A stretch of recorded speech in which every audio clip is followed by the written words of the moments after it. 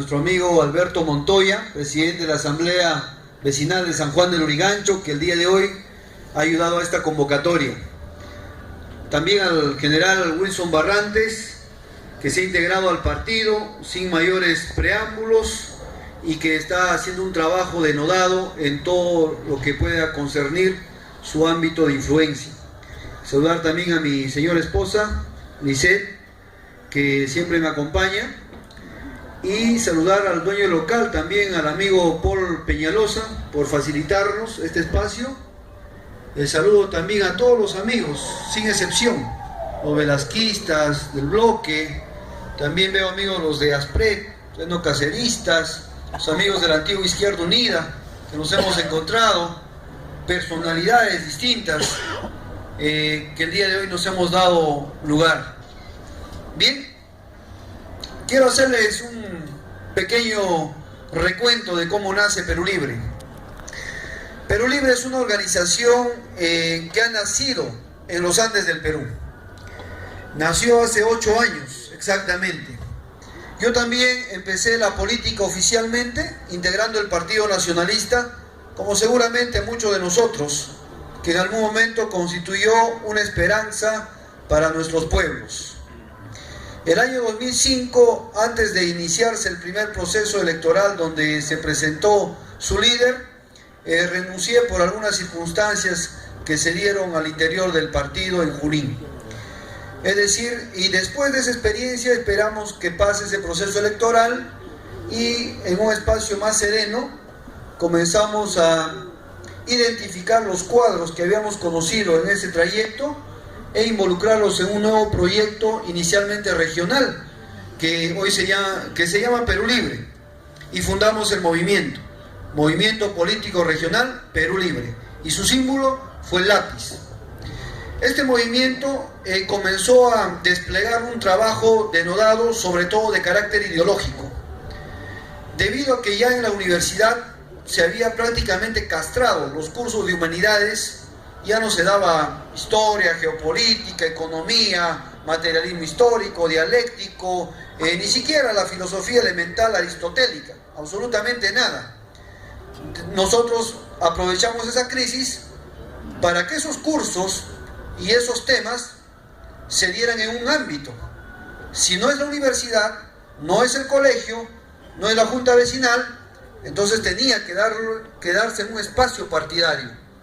Y es así como comenzamos un trabajo de escuelas políticas constantes y permanentes de hace 8 años, y con todo orgullo lo digo, que ningún martes se ha suspendido esa escuela política.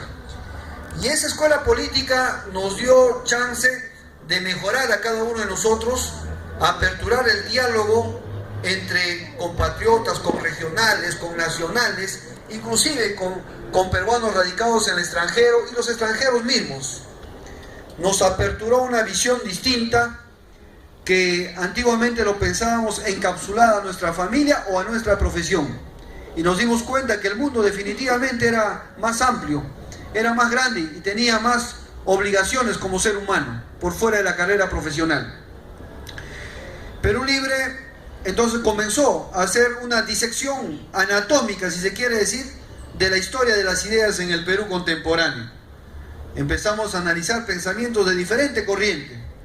La corriente, por ejemplo, de los oligarcas, los derechistas, ya sea los Miro Quesada, los Bartolomé Herrera, y muchos más, Ribagüero y demás de esa época, entrando después a la corriente indigenista que se dio en el Perú, con Arguedas, con Valcárcel, con el mismo César Vallejo, y así avanzando más pues hasta llegar a los aportes de Lumbreras, aportes también de Alberto Flores Galindo y mucho más. Y nos dimos cuenta que en ese trance de pugnas, en ese trance de desarrollo de la izquierda en cuanto a su pensamiento ideológico y sus propuestas políticas y también programáticas, vimos que había un estancamiento brusco, un estancamiento que ni siquiera Kotler ha sabido explicarlo de manera precisa. Ocurre el fenómeno de la guerra interna, el fenómeno del terrorismo subversivo, pero también el terrorismo de Estado. en el cual el pueblo se ve un flanco bilateral al cual definitivamente ninguno de nosotros escapa directa o indirectamente. Y nosotros, lejos de hacer una amnesia de ese tiempo, debemos sacar pues casualmente las lecciones que ha dejado esa etapa que ha sido bastante sentida por todos los peruanos, pero sacarla para obtener ventaja sobre lo que pudo haber sido en algún momento bastante doloroso. Entonces vimos que a partir del 80 y 90 la izquierda dejó de escribir, dejó de producir, y comenzamos a ver corrientes derechistas que tomaron la delantera en la intelectualidad peruana. Y salió, por ejemplo, Hernando de Soto, con su famoso libro El Otro Sendero, a decirle a todos los peruanos que el problema que tenían era un problema de titulación de tierra, y que si ellos titulaban bien su tierra, podrían entonces empeñarlo al banco, podrían obtener rentabilidad, podrían hacer su negocio, y como él los llama a todos somos empresarios en el Perú, y hacemos una revolución capitalista, como dice también el otro intelectual, Jaime de Artaud. Entonces, vimos también que viene el avasallamiento de Vargas Llosa y su enfrentamiento con Venezuela más adelante, lo cual lo condiciona para ser premio Nobel.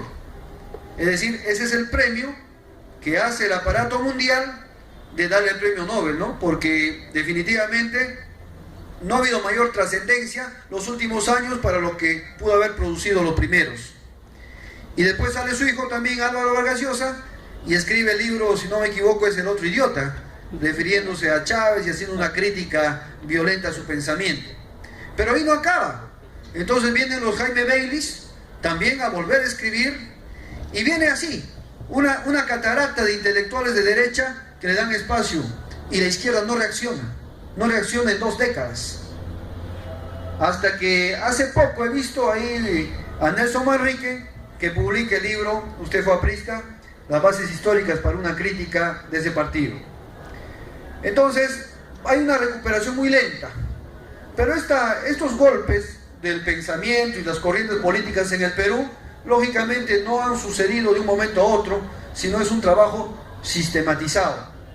Y es ahí donde llegamos a la conclusión que el capitalismo en su nueva versión, que es el neoliberalismo, no solamente es una colonización económica, social, sino que es aún peor, cultural.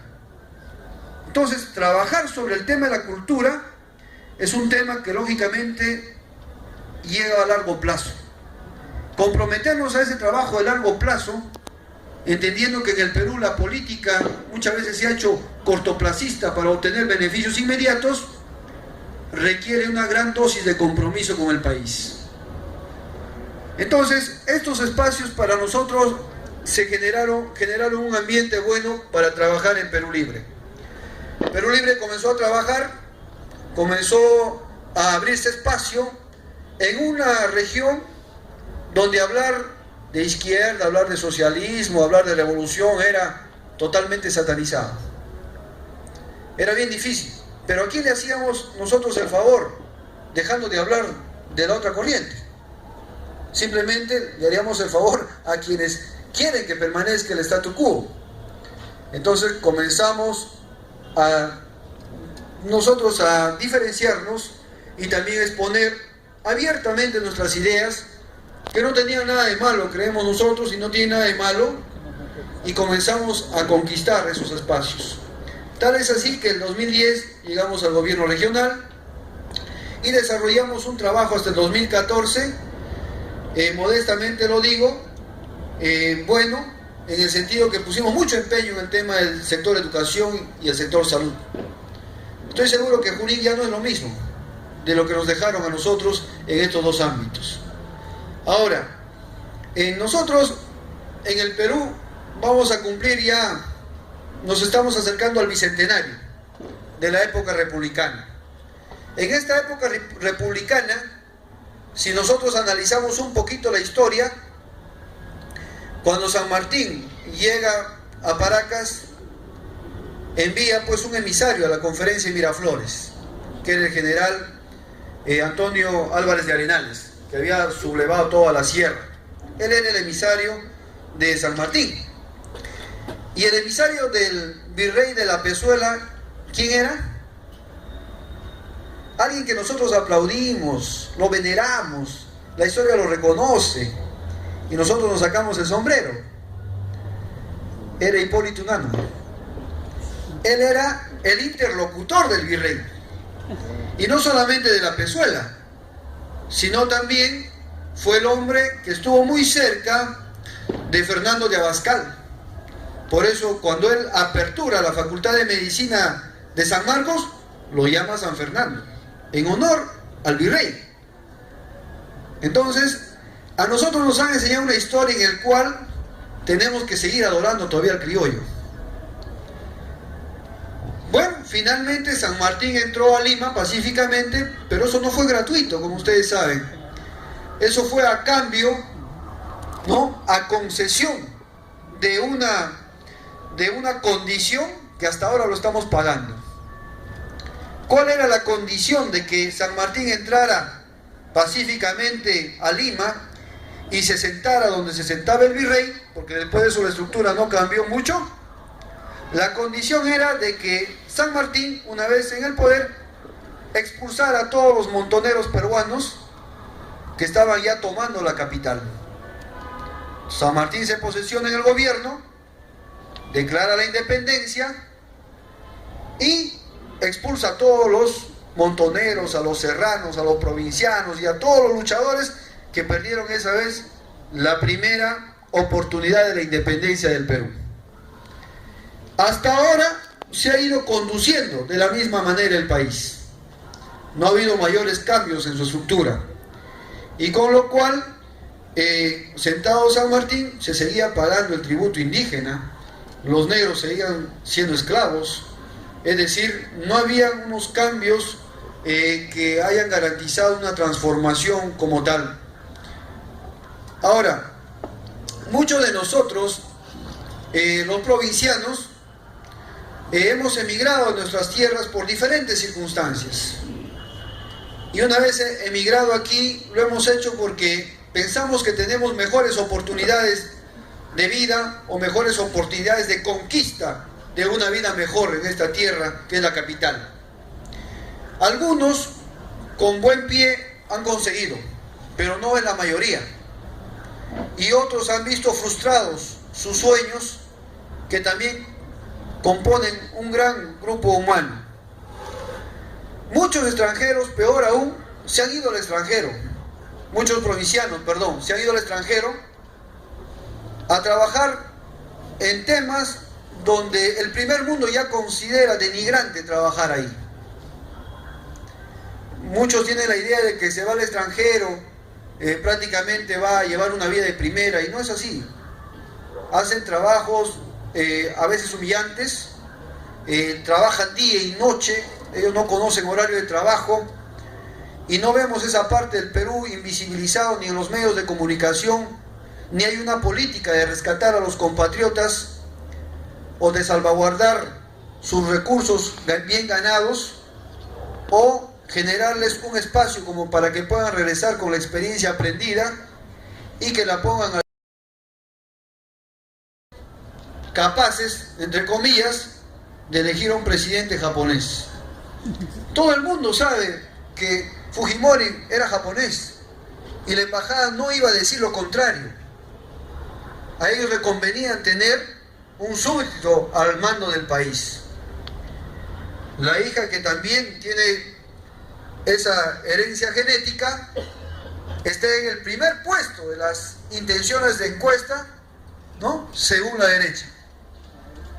Y si perdiera, bueno, tenemos al norteamericano, ¿no? Entonces, ¿dónde está la autoestima y la dignidad del peruano? Realmente ha venido a menos, y es muy triste eso. Pero ¿eso por qué ocurre? Porque nos quitaron autoestima y nos quitaron identidad. Por eso es necesario una reforma educativa, hacer un nuevo diseño curricular nacional, un nuevo diseño curricular regional y local. Estoy seguro que en ninguna región del país se enseña la historia regional en la educación secundaria. A mí jamás me enseñaron la historia Huanca, Xánica, Sausa, Xánica, Nomachigenga, Taruma, en absoluto, nunca en la vida. Me quitaron identidad. No tenía por qué sentir el orgullo de mi tierra, de mi gente, o de mi pasado, de mi historia. Y eso tampoco es una casualidad, eso responde a un plan sistemático. Creo que Junín es el único que ha modificado su diseño curricular en esa orientación. Pero eso debe ser a nivel de todo el país. Debemos reencontrarnos con nosotros mismos. ¿Para qué? Casualmente para no permitir que la dirección de todo nuestro pueblo peruano sea llevado por extranjeros, directa o indirectamente, como está ocurriendo en este tiempo. También debemos estar conscientes, y es una voz unánime de todo el pueblo, de que necesitamos un cambio de sistema.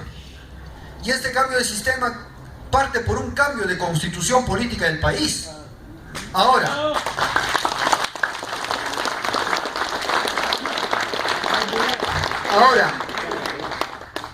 el cambio de la constitución política del país ¿lo va a hacer Keiko Fujimori? No lo va a hacer jamás, porque simplemente, aparte de que ese sistema los mantiene en el poder, así no hayan ganado un proceso presidencial y demás, es de herencia de su padre. ¿Ustedes creen que Pedro Pablo Kuczynski va a cambiar la constitución? Definitivamente no va a cambiar. Ese señor está en el poder desde 1963, desde el primer gobierno de Belaunde, manejando la economía del país. Es el que ha vendido las Bambas, ha vendido Camisea, ha vendido Toromocho y quería vender el gas de Pichanaki y muchas cosas más. Alan García va a cambiar la constitución, ya tuvo la oportunidad, no lo ha hecho ni tendrá la intención. El señor Acuña, que utiliza para sus universidades el nombre de un revolucionario, de un comunista, que es César Vallejo, pero usufructo a toda la economía del pueblo peruano, ¿va a cambiar la constitución? No va a cambiar. Entonces, ese cambio de constitución está en la obligación del flanco izquierdo. No hay otro flanco que va a cambiar la constitución. Y es ahí donde quiero mencionar qué características entonces tiene Perú Libre.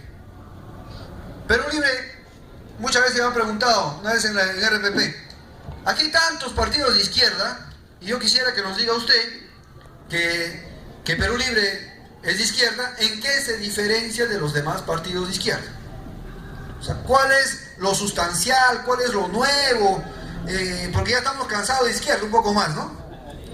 Y tiene razón esa pregunta, tiene mucha razón. La primera diferencia es que somos un partido que se ha forjado en el interior del país. Somos un partido forjado en los Andes peruanos. No somos una típica invención de laboratorio limeño. El 99.9% de los partidos se han creado en Lima. Y lógicamente, como la entrada a San Martín, va a responder a sus propios intereses. Ellos no van a ver Perú adentro.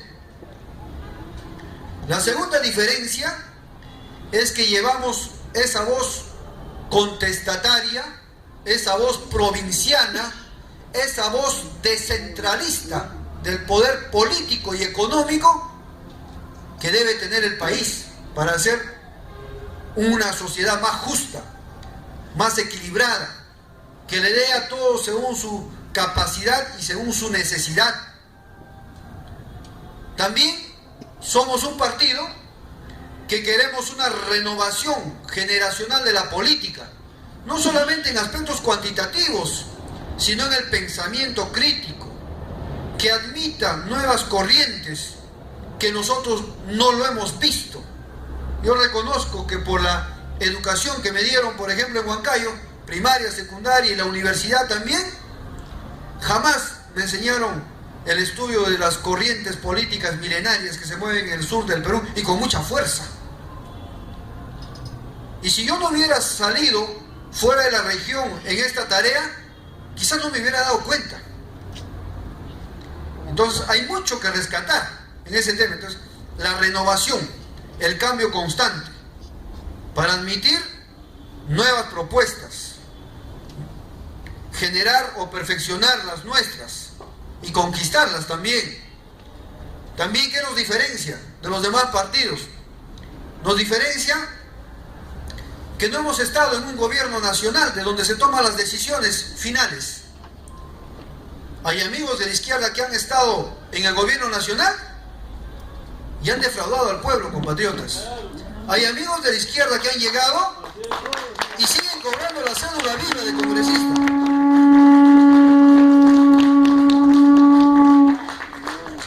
Hasta el año 92 me encuentro ahí con algunos excongresistas de izquierda que nunca más han trabajado porque tienen cédula viva.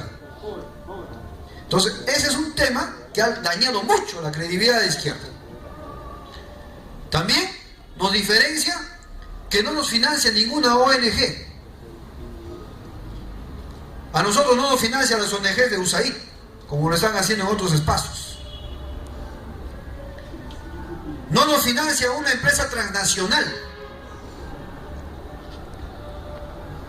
Sí nos financia el propio partido, nos financia el empresariado provincial, regional, y lo digo con todo orgullo y con toda transparencia. ¡Perú libre! ¡Fuerza nacida del pueblo! ¡Perú libre! ¡Fuerza nacida del pueblo! ¡Perú libre! ¡Fuerza nacida del pueblo! ¡Perú libre! ¡Fuerza nacida del pueblo! ¡Perú libre!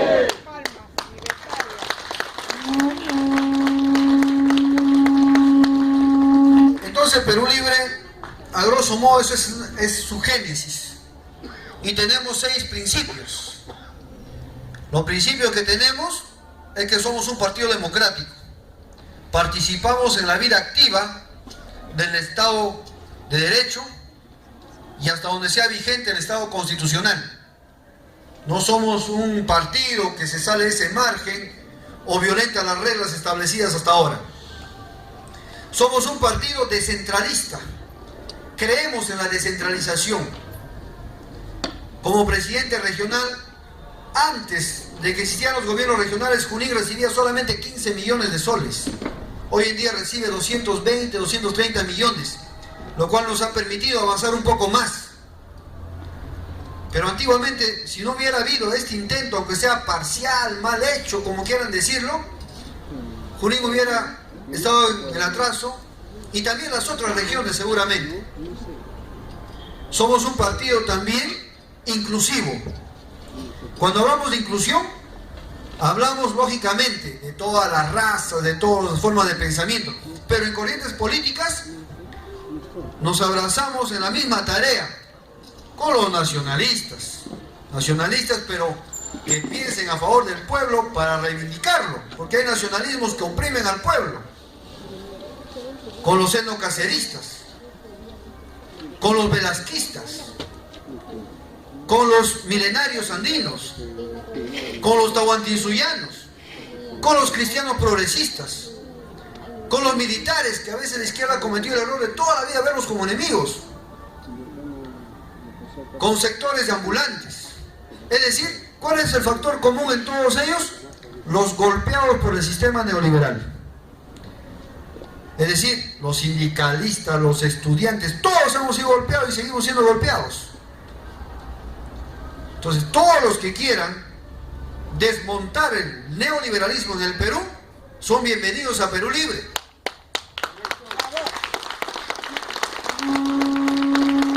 También somos un partido internacionalista y lo decimos sin temores. Nosotros abogamos por la hermandad de todos los pueblos del mundo. Como dijo Mariátegui, luchar y emanciparnos de la pobreza, sin emancipar de la pobreza a los países vecinos, es como no haber salido de ella.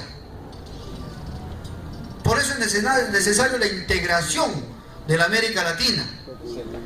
Es necesario, el Perú está desorbitado de los cambios que se están dando en América en este momento. Totalmente desorbitado.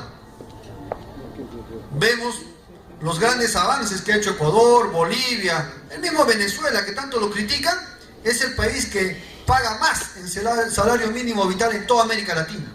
Es el que más paga, más que el Perú, casi el doble. Y nos enseñan a criticarlo. Por eso es necesario defender todos esos procesos. El proceso revolucionario cubano, nicaragüense, venezolano, ecuatoriano, boliviano, las reformas argentinas y demás. ¿Por qué? Porque son luchas antineoliberales, con sus errores, con sus defectos, con sus remolinos en el camino. Ninguna revolución se hace a color de rosa. Siempre van a existir procesos que conspiren, siempre va a existir falta de experiencia en la conducción de un nuevo modelo social. Es decir, esos errores deben traducirse más rato como materiales con los que se hace el éxito. Es comprensible todo este tema. Nosotros nos solidarizamos con todos los países que han sido golpeados por este sistema. El tema de Afganistán, el tema de Libia, de Siria últimamente, Irak, Jamaica, Cuba, todos esos países que han sido invadidos, masacrados. Entonces, somos un partido internacionalista. No quiere decir que ser internacionalista niegue ser nacionalista, pero ponemos por delante esa precisión. No somos un partido que se encapsula dentro de sus fronteras, que hace una política netamente para ellos y que finalmente no sirve a la humanidad. El internacionalismo es una política por el cual todas las naciones pagan su deuda a la humanidad, pero de la forma solidaria, de la forma transparente como debe ser. Somos un partido humanista. Creemos en el ser humano, que se pueda regir una sociedad por valores, por principios, y no por las famosas leyes que nos han impuesto desde el 90, que es la oferta y la demanda. Esa es la oferta, eso es lo que rige ahora, oferta y demanda. Y si eso da para, si hacer un acto corrupto o un acto delincuencial para obtener renta en ese mercado que se rige por esas dos reglas, siempre va a ser bienvenida. Y eso es lo que se está dando en cada momento.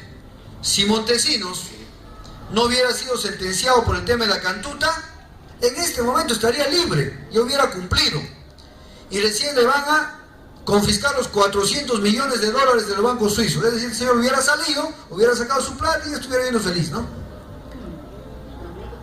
Entonces, lógicamente, esas cosas suceden en el sistema pues neoliberal.